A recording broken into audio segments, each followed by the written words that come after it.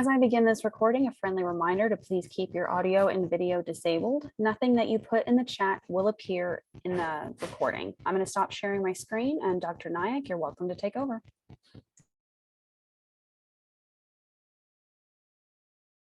Okay. Thank you, Brooke. Thank you, Panaga, for having me again. And the topic today is such an important one, and I would love to go straight into it after my short introduction. So I am Hetal Nayak, and I am an anesthesiologist.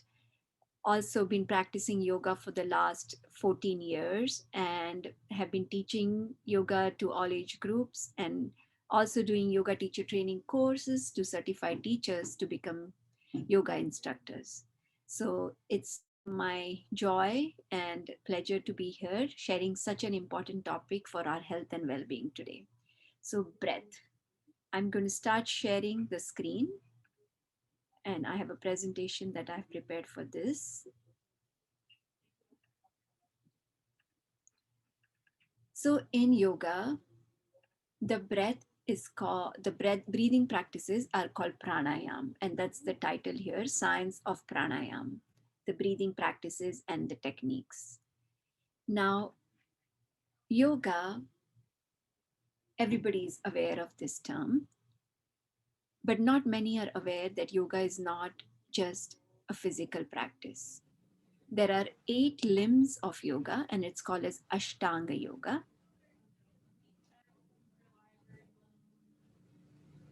So the 8 limbs of yoga are yam and niyam, certain ethical principles and code of conducts. They're called as yam and niyam. How should our behavior be with the outer world? And what are practices that we should be doing every day? That's the niyam. The third limb of yoga is what everybody's familiar with, and that is asanas or postures. Now, the fourth limb of yoga is the breathing techniques, the pranayam. And then the fifth limb of yoga is after you have practiced these 4 practices, which are the external practices of yoga, then comes control of sense organs. And you withdraw from the outer world and you start taking your journey within. And that is when the real yoga begins, and that is pratyahar, the control of senses. Then the last 3 limbs of yoga are to do with meditation. First, you start doing concentration, which is dharana. When your concentration deepens, it is called as meditation. And then when your meditation is perfect and you have achieved perfection in all your practices, then it becomes samadhi. Di means buddhi, sama is perfect. The intellect that is perfectly cultivated through your practices of yoga. And that is the 8 limbs of yoga. Now, pranayam or the breathing techniques. The word pranayam is from Sanskrit dictionary, from the Sanskrit language, which is really actually the language of yoga, is made up of 2 words that are conjunct together. Prana is the life force. Ayam is to harness or increase the life force within me so that I can experience health and well-being. So from here on, I will use the word pranayam for breathing techniques. Now, pranayam or the breathing techniques are part of asanas as well. In certain asana style or in certain postures, we use certain kind of breathing techniques. So they're integral part of a lot of asanas that are practiced, especially the Ashtanga yoga method, when every movement, every pose is connected with the breath to go into the next pose. So in itself, the pranayam is part of asanas. Then you can do the pranayam practices in themselves without doing any other postures, but sitting in the meditation posture. And pranayam is also a part of lot of meditation techniques or meditation styles, especially the Kriya Yoga technique of Himalayas. Now, there are several breathing techniques, and this chart actually shows all of them. I'm not going to go into detail. These are not for a beginner to know, but just to know that there are several different techniques, and each of these techniques have certain benefits. We will be doing some of these practices also today so that when you leave from here, you have some tools or some place to start your breathing exercises. Now, like I said earlier, pranayam is to increase the life force. The word prana is really life force, but it sometimes is used also to describe breathing techniques. But this life force within our body, in different areas, it does different function. So it is given a different name. The prana is sort of from the thorax or in the throat to the heart region. So all the activities, that life force or the physiology that happens in that region is through the prana. Apana is downward moving force. Anything that is to do with excretion from the umbilicus down is called as the apana life force. Vyana is anything that has to do in the body with circulation is called Vyana. Udana is throat and up. Our cognitive function, the function of thinking, the higher functions, is the function of the Udana Vayu. The samana or digestion that happens in our body is through the samana vayu. These are the functions of your prana throughout the body. Now, this pranayam is a very, very strong practice. In modern medicine, we think that breathing is an involuntary function, that I don't have control over it. But our yogis, who were our sages, who were the scientists of the inner world, in their deep state of meditation, they realized that breath is very powerful tool, and breath can be used as a tool to connect to the mind. So really the ultimate goal of the pranayam or the breathing techniques in yoga is to control the mind. One of the definition of yoga is chitta vritti nirodha, is to stop the fluctuation of your mind. Because we know that sometimes being agitated, sometimes being depressed, sometimes being angry, sometimes being very emotional, all these, sometimes being greedy, sometimes being jealousy, these sort of bring disturbance in our mind. We don't feel happy when we go through this roller coaster of our mind, going through all different stages. So the yogis realize that if I can control my breath, if I can slow down my breath, I'm able to slow down my thought process. And so they started using the breath as a tool to control the mind. But in that process, they also realized that just by controlling the breath, the whole physiology of our system can change. By just taking some deep, slow breaths, my lung capacity will increase. If I have if I have allergies, asthma, bronchitis, those will start getting better. And several studies are done. This is all based on evidence. So all of my respiratory problems can be solved with the breathing techniques. Because the breath is able to slow down your mind, it also slows down your stress response. It brings in parasympathetic response, which means now you're going to slow down your mind and you're not so stressed out, or your perception of stress is decreased. And that helps you in weight loss as well. And also all your endocrine system gets harmonized and it helps you in weight loss, especially through your thyroid gland. Then you have anti-aging or glowing skin. Everybody wants this because now when your breathing technique is improved, your breath is improved, it becomes slow and deep, your blood circulation will change. Now your every capillary of the body will open and your blood flow through all of the systems will become better. You will be able to remove the toxins from your body and your skin will become more healthy. Your immunity, because now the physiology is going to change, your circulatory system has improved, your respiratory system has improved, it is also going to affect your lymphatic system. And your lymphatic system will start functioning better. And through that, your immune system will get stronger when you breathe correctly and you practice all of these breathing techniques. Now, pranayam also, like I said, it stimulates your parasympathetic response, which is the relaxation response. When you do that for a long period of time, your nervous system is going to get balanced. So your sympathetic and parasympathetic system, which control all of the physiology, are going to be more in harmony. Your cardiovascular system, your circulation, your heart pump, your heart rate, your cardiac output, all of that going to become more optimized. And your endocrine system is also going to get optimized through your pranayam practices. So these are some of the wonderful advantages of pranayam practices. Now here is the chart. I'm going to share these slides, which Brooke can later share with everybody, is some of the studies that were done on pranayam and how it affects the entire physiology that we talked about and what are the contraindications. But I'll go that in a little more details when we go through different pranayams. So earlier I said that there are several different pranayams. These are from a textbook of yoga called as Hatha Yoga Pradipika. There are 8 main different kinds of pranayam or breathing techniques, and we will be looking at some of them. They are Brahmari, Kapalabhati, Bhastrika, Nadi Shodhan, Surya Bhedan, Ujjayi, Shitali, and Shitakari. You don't need to remember these names. These are all the names in Sanskrit. But they use different hand um, gestures, and they use different hold period, and whether you're going to breathe in through the right nostril, or you're going to breathe in through the left, or are you going to breathe in through the mouth.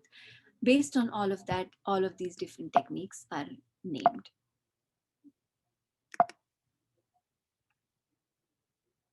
So I was not able to, okay, going back on my presentation. Not a, sort of looks like my screen is frozen, not able to go on this next slide. I'm going to stop the share and see.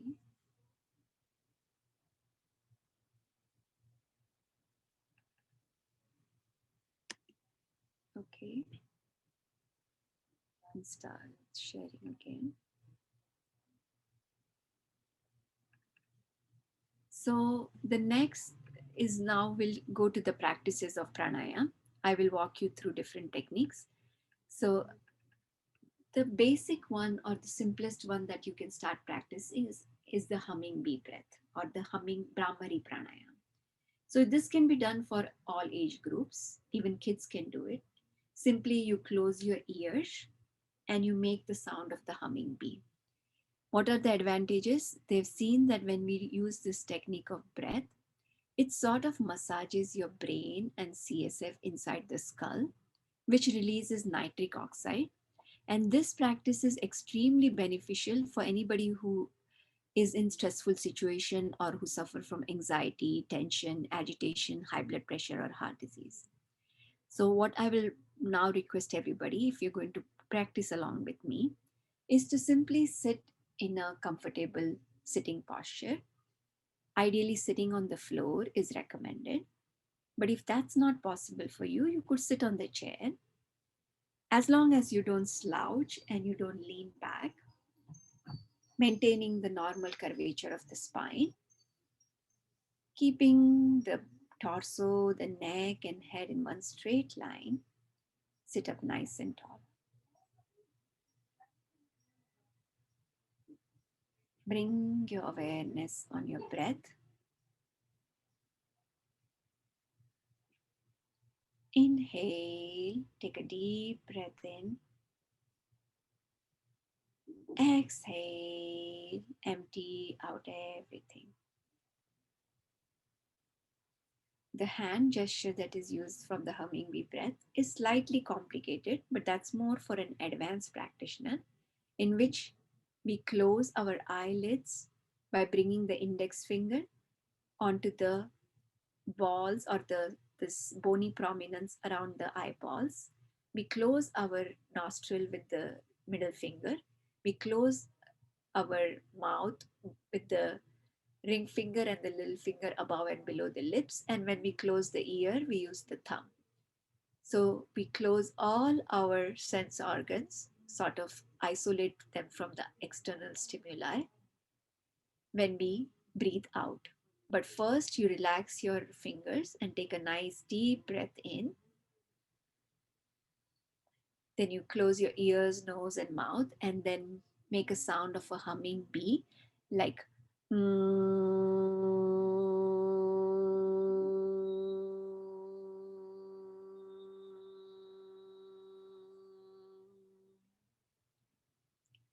if you're not able to do all these gestures with your fingers, you can simply close your ears with the thumb, and then you can do sound. So we'll do that for 3 rounds. Close your ears with your thumb. Simply bring your thumb onto the ears. Don't really close it. Relax your thumb. Inhale. Take a nice deep breath in.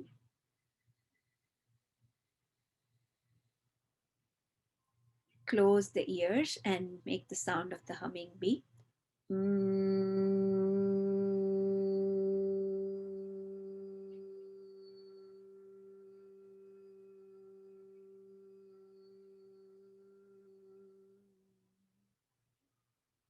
Two more rounds. Inhale, take a deep breath in. Close the ears, make the sound of the humming bee.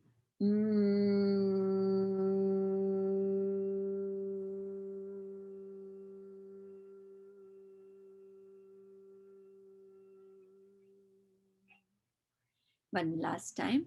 Inhale, take a nice deep breath in. Begin.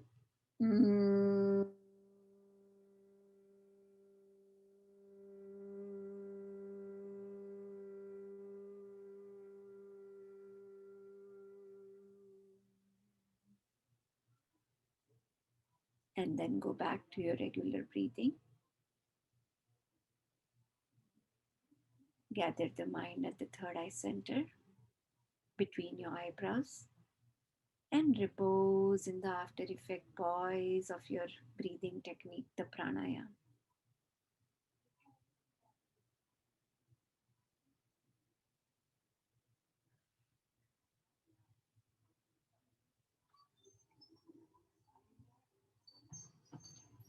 So when you practice at home at your own pace, you spend as much time as you do in the practice in the after effect pause also. So spend that time in quietude after you're done with your breathing technique. And then you'll see how it instantly calms your mind down.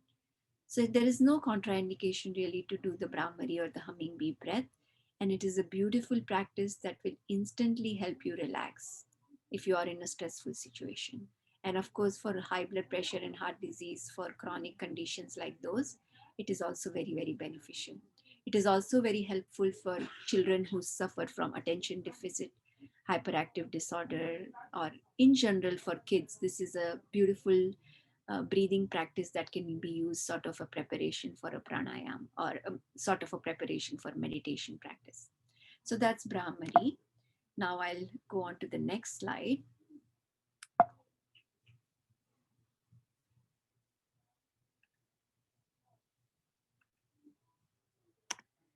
So the next practice is the Kapalbhati, or the, no, I'm not going to use my, I'll not use my presentation. For some reason, I'm not able to go to the next slide. It's locked.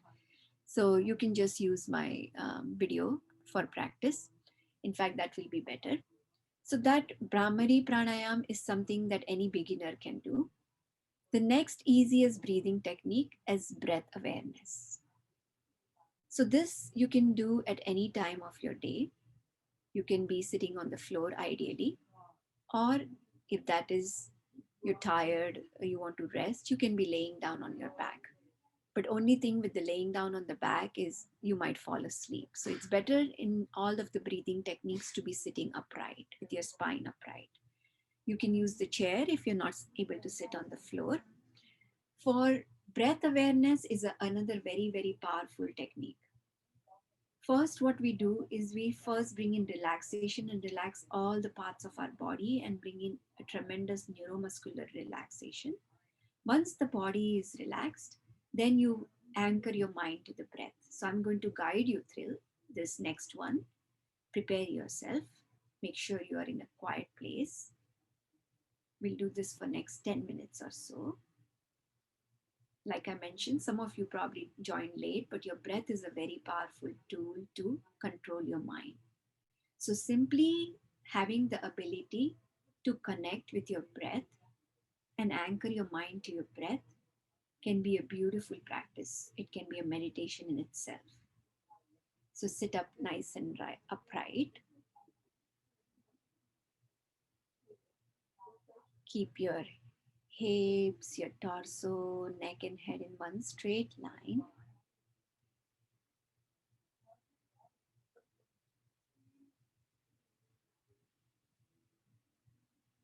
We'll first bring in muscular relaxation in different parts of our body. So we'll relax with awareness, bringing your awareness to your toes. Relax your toes.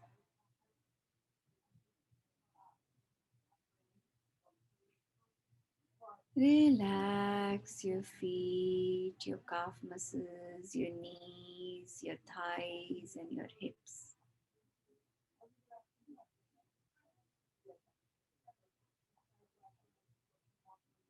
From the hips to the toes, relax your legs completely.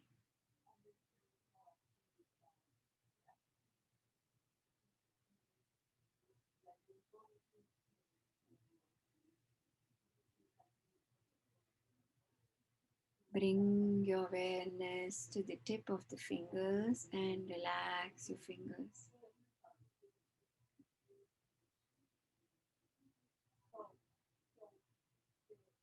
Relax the palms, the wrists, the forearms, elbows, upper arms, and your shoulders.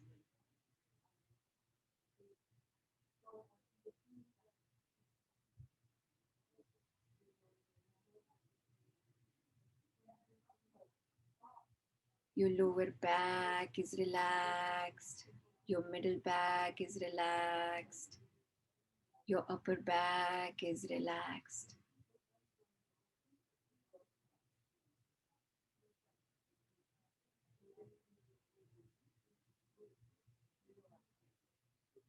Your abdomen is relaxed.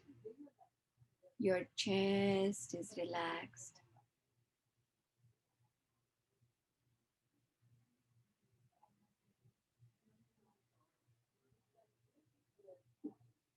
Throat is relaxed. Neck is relaxed.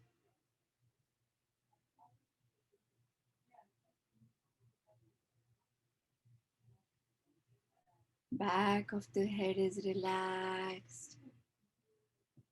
Top of the head is relaxed. Forehead is relaxed.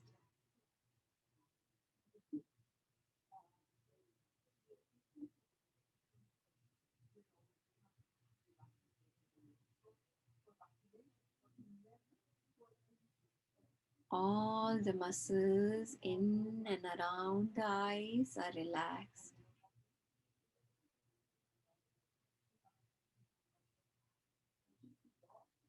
Face is relaxed.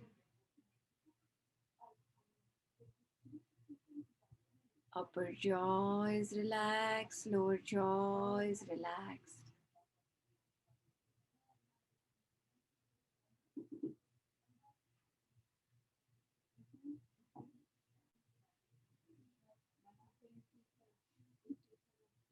Scan your body. See if you're holding any tension anywhere in the body. Simply send your breath there and let go.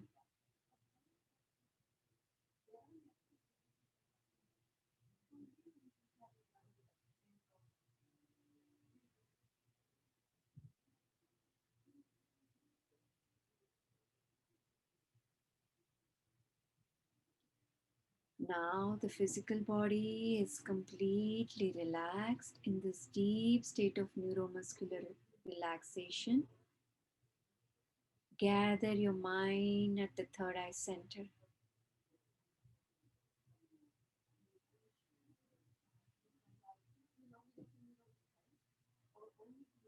With the mind anchored to the third eye center at the eyebrow center,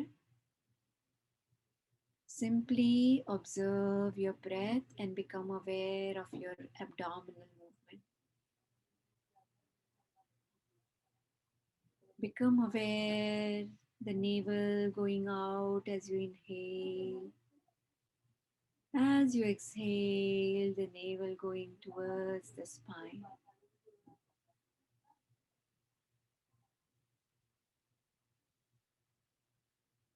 Without trying to control anything, without trying to alter anything, simply become aware of your breath.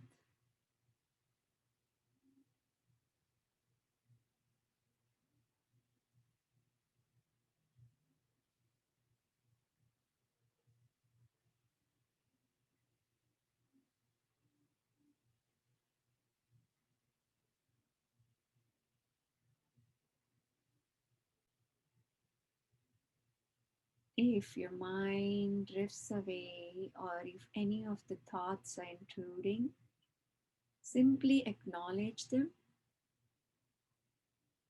and let go.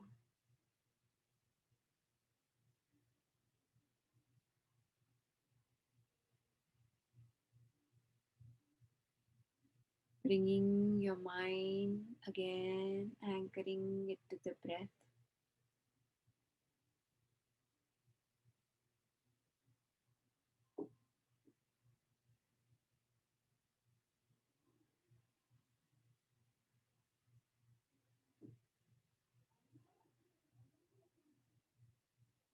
As you simply start observing your breath, the breath will become slow, deep, and subtle.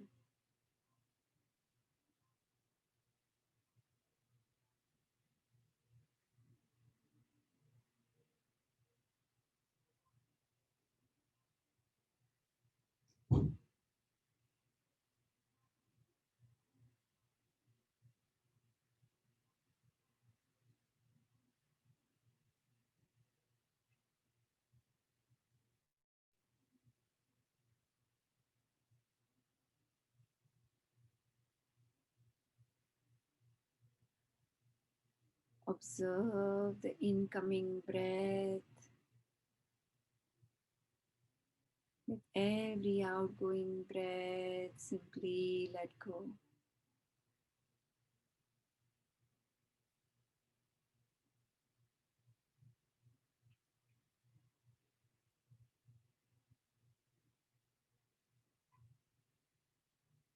Now become aware of the pauses. Observe and anchor the mind. At the end of incoming breath, there is a pause. At the end of every outgoing breath, there is a pause.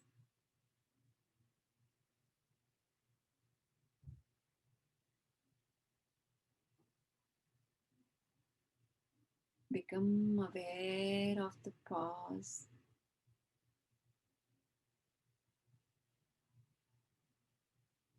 Again, if the mind drifts, simply bring it back to your breath.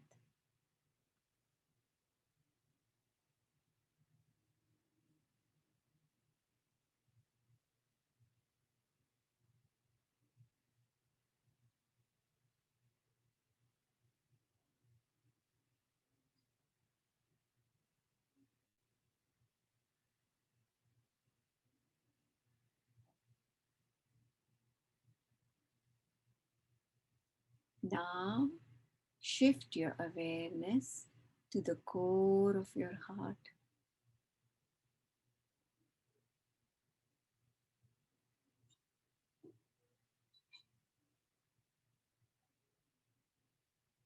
At the most sentient area where you feel your feelings anchor your mind to that area in the chest.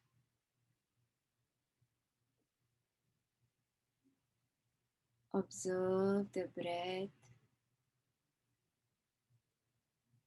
Every outgoing breath radiating from the center of your heart. Every end of inhalation anchoring back to the core of your heart.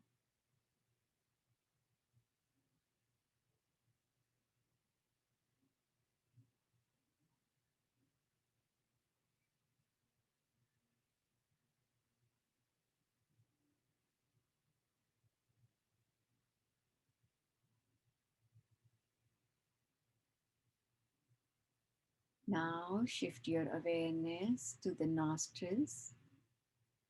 Become aware of the sensation of an incoming breath with the air going in through the nostrils, warm air coming out through the nostrils.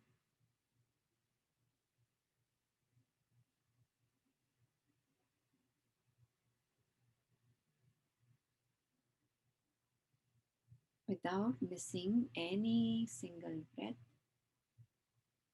anchoring the mind to the incoming breath, pause, outgoing breath, and a pause.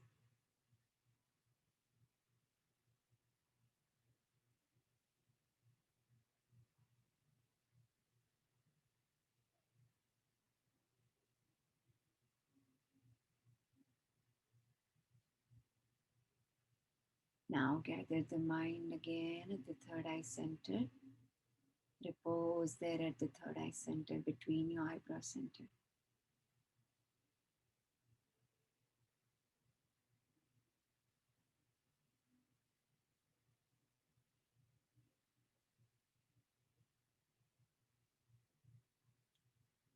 And become aware of your physical body. Slowly move your head side to side, move your shoulders, your fingers, your arms and legs, and come out of your practice. So that is a very simple technique that you can do any time of your day, and that is simply breath awareness. So far we looked at the humming bee breath and the breath awareness. The next technique that I would be going over now is the Kapalabhati, the skull shining breath. So in this breathing technique, your exhalation is forceful. It's like you, as if you're stroking the spine with the rectus abdominis, the band of muscle which is at the center of the upper abdomen, which is shown here in the arrow. And the inhalation is passive. You don't make any effort for inhalation. You simply forcefully exhale and let the inhalation happen on its own. This is one of the cleansing practices in the yoga. It's part of one of the Shat Kriyas, and this ignites your digestive fire. So it's a really very, very good practice for people who have not yet started even on asanas and pranayam practice, who are beginners to yoga. This can be done by them. Anybody who has heart condition or recent surgery or high blood pressure, they should avoid doing this practice. Under supervision, it can be done if you have high blood pressure, as long as the breath rate is very slow. So as a beginner, you can learn by bringing the hand on the abdomen. So I'll guide you through this practice. It also has a lot of benefits in the way that it is sort of works as a detox. It also is very useful for people who suffer from allergies or asthma or bronchitis or sinus problems. But most of it, it's very, very important and useful for people who have low digestive fire or not able to digest their food very well. So this has to be definitely done at an empty stomach, ideally to be done in the morning after a good bowel movement. You should be completely empty. Only then you will fully benefit from this pranayam practice, which is called as Kapalabhati. So we'll do this briefly. There are several techniques that can be added in this Kapalabhati with your different arm movements. But today we will not do that. We'll just do a very simple practice. So again, sit up nice and tall. Ideally to be done on the floor. But if you cannot sit on the floor, you can sit on a chair. Keeping your spine in an upright position.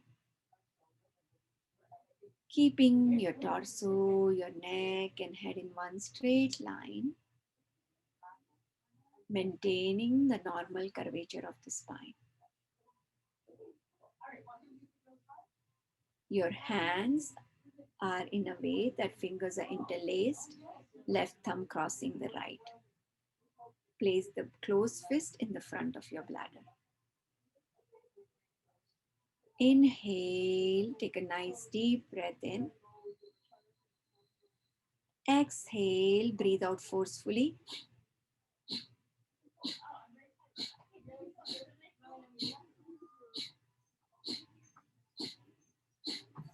So like I said, as a beginner, you can place the hand on the abdomen till you can really understand what you're doing with your rectus abdominis. Once you get the hang of it, then your hands can be interlaced and relaxed on the lap. But for now, bring your hand onto the abdomen. Inhale, take a deep breath in. You can do it at a slow pace. Forcefully exhale, let the inhalation happen on its own.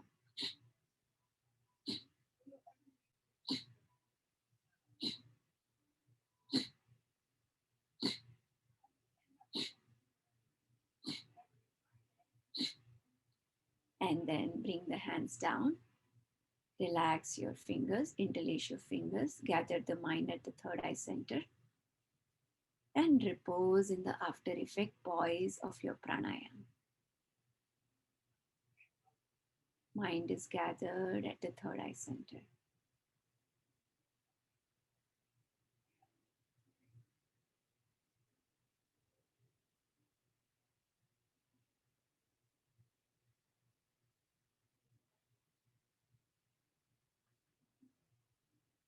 The time that you spend in your pranayam is called the kriya portion of your pranayam.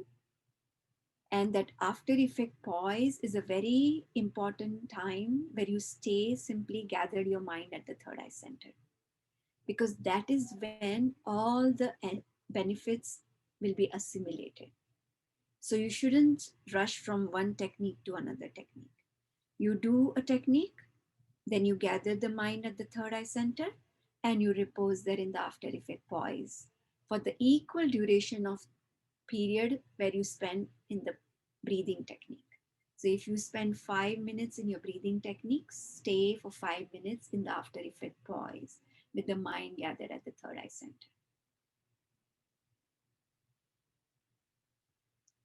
So that was Kapalabhati, and it is really, really a very, very powerful practice.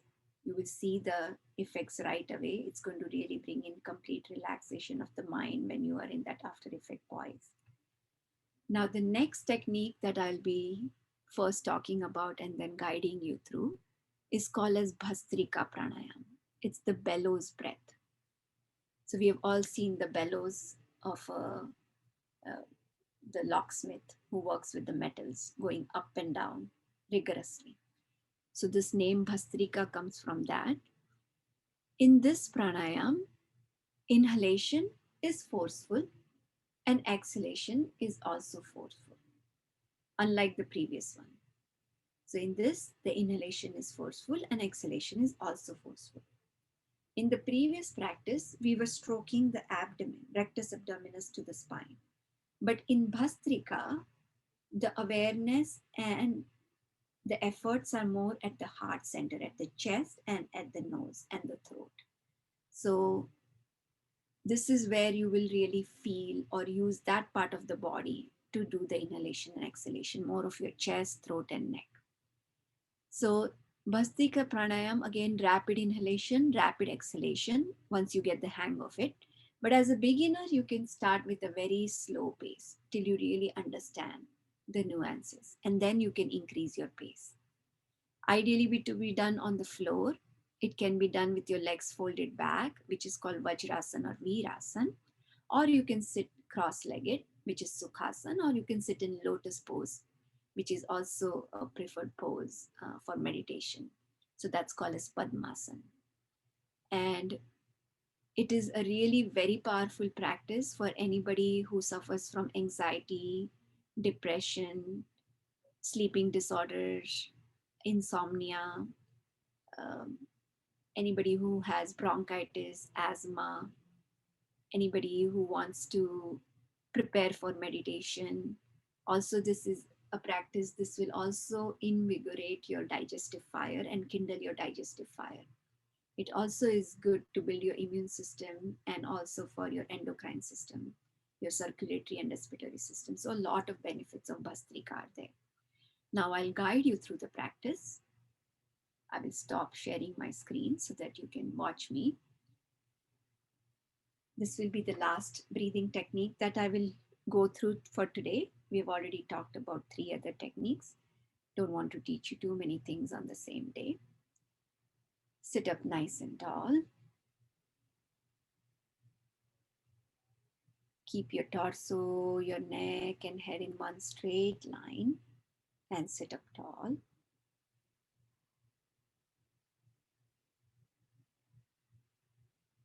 Maintaining the normal curvature of the spine with hands interlaced and relaxing in the lap. Bring your awareness to your breath.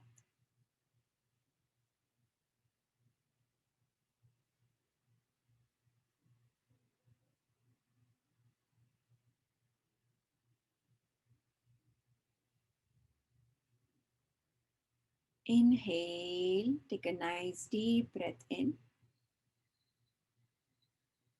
And I'll first demonstrate.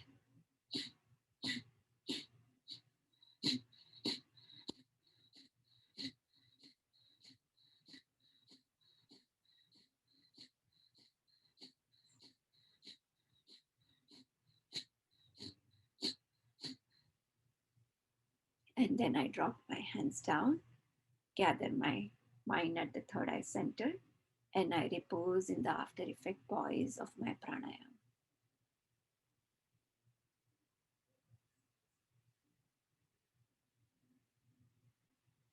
So I'll guide you all through the practice. Again, some of the points to consider. Spine is always upright. In this pranayama, breathing in and out is through the nose. More of our awareness and efforts are at the chest, throat, and the neck. Inhalation is forceful. Exhalation is also forceful. So these are some of the points to be remembered. Begin by sitting upright. Inhale, take a deep breath in and begin.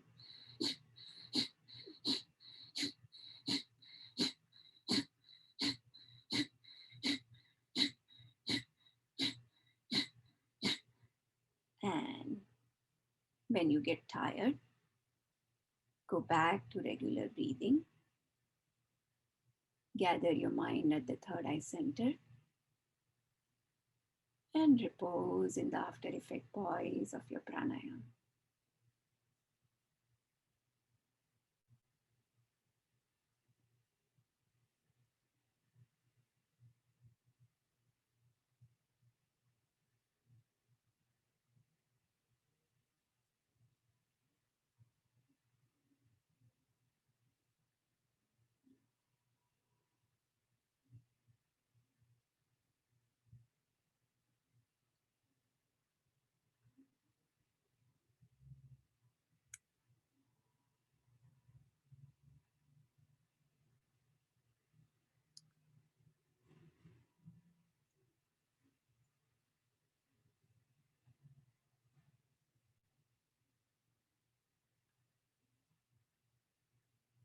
And slowly open your eyes. And I'm going to just recap the different pranayama or breathing techniques that earlier I had shown you. So in the traditional yoga method, there are 8 main important pranayam techniques.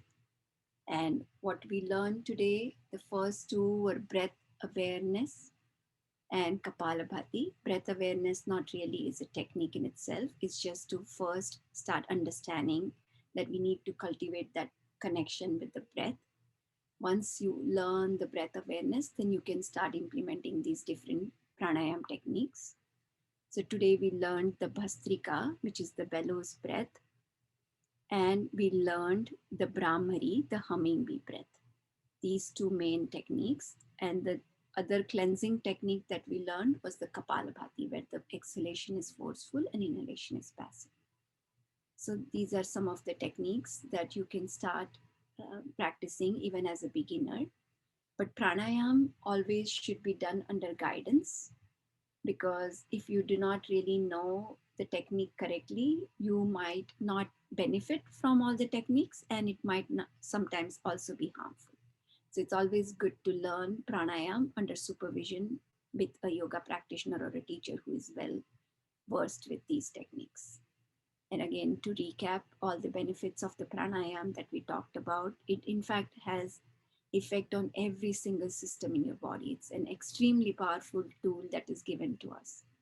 But one thing you have to be also mindful or know is that your food also has to be more conducive. So the food that you eat should be very simple, should be right quantity, and during the right time of the day. So in yoga, the food that we eat is called as sattvic food. Sattvic means food that is very clean, vegetarian, pure, and easy to digest. Something that gets digested within 2 to 3 hours is the food that is very conducive for these kind of practices. If you don't really apply the right food, and if your sleeping habits are not correct, and if you don't have little awareness of your body through the asana practice, then pranayam can be very challenging, because it is sort of kind of a little more advanced practice than the postures itself. So be mindful that there are 8 limbs in yoga, all have to be learned and practiced and put together correctly. This was sort of just to serve as an inspiration for you, so that you can go and seek guidance from a teacher, or look for a yoga teacher or a yoga class and start adopting these practices. These are so useful for your overall health and well-being. So having said that, I will share this entire presentation with Brooke. She can share it with you. But I will now conclude my talk, and if there are any questions, feel free to unmute and ask questions.